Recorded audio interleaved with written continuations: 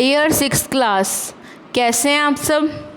I hope आप सब ठीक होंगे एंड अपनी स्टडी कंटिन्यू कर रहे होंगे। तो देखो अब इसमें क्या है, हमारा जो लास्ट चैप्टर है जो हमारे एग्ज़ाम में आएगा द गवर्नमेंट, वो आज कंप्लीट हो जाएगा। ठीक है, तो फर्स्ट जो क्वेश्चन है, क्वेश्चन से ही हम अपनी जो ये सीरीज़ है वो कर रहे हैं कंप्लीट, ताकि क्वेश्चन से अगर हम सीरीज़ को करेंगे तो ज़्यादा इफ़ेक्टिव आपको समझ आएंगे। देखो, डिफाइन गवर्नमेंट, गवर्नमेंट क्या होती है।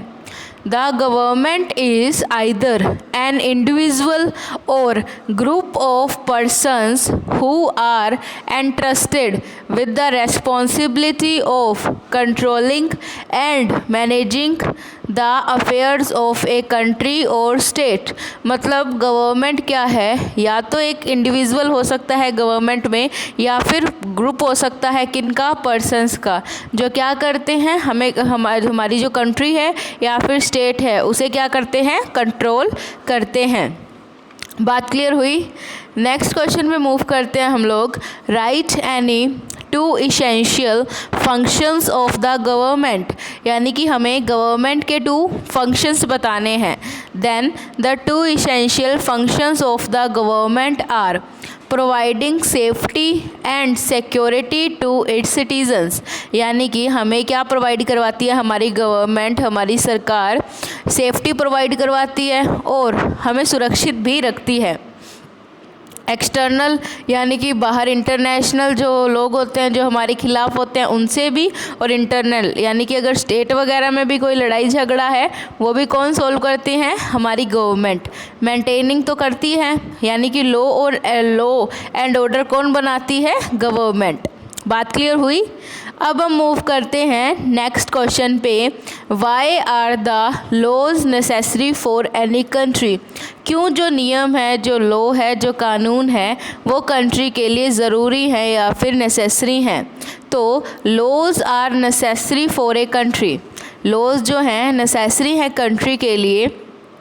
टू मेंटेन ऑर्डर, क्या मेंटेन करने के लिए, ऑर्डर मेंटेन करने के लिए, लोगों का कंट्रोल करने के लिए, और उनकी हर टाइप की जो डिमांड है, जो उनकी नीड्स है, और उनको प्रोटेक्ट करने के लिए लॉ एंड ऑर्डर क्या है, ज़रूरी है। बात क्लियर हुई। नेक्स्ट क्वेश्चन में मूव करते हैं students. Why is democracy considered to be the best form of government. अब डेमोक्रेसी क्यों बेस्ट फॉर्म ऑफ गवर्नमेंट मानी जाती है, क्योंकि डेमोक्रेसी में क्या होता है, हम लोग हमारी सरकार, हमारी गवर्नमेंट को चूज़ करते हैं। जब हम लोग हमारी गवर्नमेंट को चूज़ करेंगे तो क्या होगा, गवर्नमेंट हमें लेकर रिस्पॉन्सिबल होगी। गवर्नमेंट कोई भी गलत डिसीज़न नहीं ले सकती, क्योंकि वो हमारे ऊपर हमारे हिसाब से ही डिसीज़न क्या होंगे, कंडक्ट किए जाएंगे।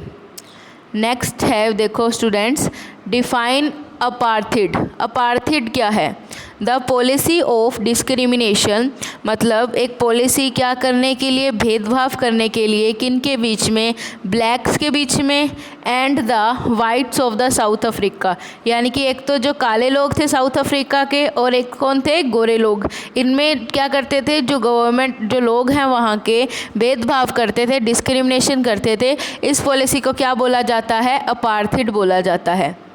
नेक्स्ट क्वेश्चन देखो स्टूडेंट्स, नेक्स्ट क्वेश्चन है व्हाट इज़ द गवर्नमेंट, कि गवर्नमेंट क्या होती है, why it is necessary for a country. देखो अभी हमने वेरी शॉर्ट क्वेश्चंस में भी किया कि गवर्नमेंट क्या होती है।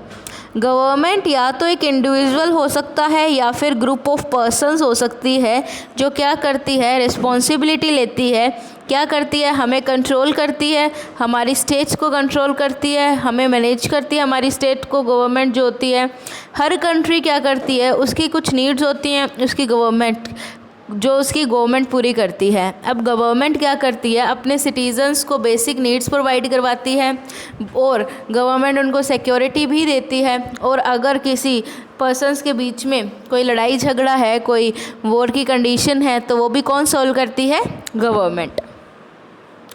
नेक्स्ट क्वेश्चन है describe the function of the government in brief. तो अब हमें फंक्शंस बताने हैं गवर्नमेंट के, लेकिन किस में बताने हैं, डिटेल में बताने हैं, ब्रीफ में बताने हैं। तो देखो स्टूडेंट्स क्या हैं गवर्नमेंट के फंक्शंस। तो गवर्नमेंट के जो फंक्शंस हैं उसमें जो फर्स्ट पॉइंट है वो देखो क्या है, providing safety and security to its citizens, यानी कि हमें सेफ्टी प्रोवाइड करना, ठीक है। Maintaining law and order, law और ऑर्डर को मेंटेन रखती है गवर्नमेंट। हमें रिलीफ करवाती है जब हम नेचुरल डिज़ास्टर से क्या कर देते हैं, काम ख़राब हो जाता है नेचुरल डिज़ास्टर से हमारा। नेचुरल डिज़ास्टर मतलब अर्थक्वेक होता है, एकदम से बाढ़ वगैरह आ जाती है, तो इससे भी हमें कौन इस सिचुएशन से निकालती है, हमारी government.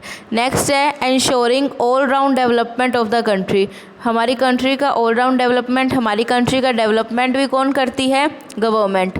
Managing the resources of a country so that they can be distributed Fairlie among the people, जो भी रिसोर्सेज हमारी कंट्री में होते हैं, रिसोर्सेज क्या होते हैं स्टूडेंट्स, यानी कि ऐसी चीज़ें जो लोगों की पर्सनस की नीड्स को सेटिस्फाई कर सकें।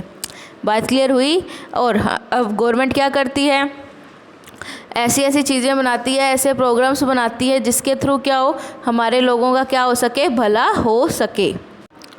Maintaining friendly and peaceful relation with other countries, और दूसरी कंट्रीज़ के साथ पीसफुल रिलेशन यानी कि अच्छे रिश्ते भी कौन बनाती है, हमारी गवर्नमेंट ही बनाती है।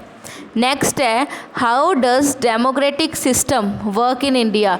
अब जो डेमोक्रेटिक सिस्टम है वो इंडिया में कैसे वर्क होता है, तो इंडिया में कौन सी फॉर्म ऑफ गवर्नमेंट है, डेमोक्रेटिक है ना। और हमारे कॉन्स्टिट्यूशन ने क्या कहा है, एक पॉलिसी लॉन्च की थी यूनिवर्सल एडल्ट फ्रेंचाइज। इसके थ्रू क्या है कि कोई भी सिटीज़न अबव 18 ईयर्स है तो क्या कर सकता है, वो वोट कर सकता है। अब जब वो वोट करेगा तो क्या करेंगे, हमारी गवर्नमेंट चूज़ होती है। और इंडिया की सबसे ज़्यादा बड़ी क्या है, डेमोक्रेटिक गवर्नमेंट है।